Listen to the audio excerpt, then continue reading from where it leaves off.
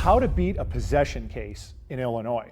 In Illinois, and this is true in most jurisdictions, there's really two types of possession. There's actual possession.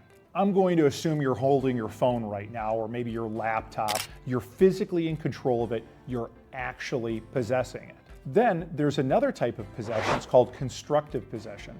It's a legal theory that we've come up with to treat the possession of an item that may not actually be in your hand, but it's nearby. You have access to it. You know it's there. And though it's not actually in your pocket, it's not in your hand, we're going to treat it as if it was. And we call that constructive possession.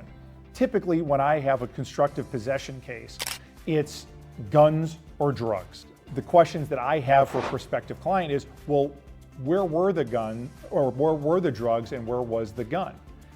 A lot of times we're talking about guns or drugs in a car. Was it your car? Where was the drugs or gun within the car? Did you make any statements? Would there be any fingerprints, DNA, gunshot residue that may be able to connect that item to you?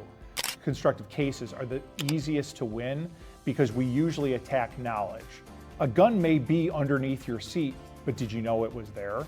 Especially if it's not your car, the state's going to struggle to prove that you knew for sure that it was there.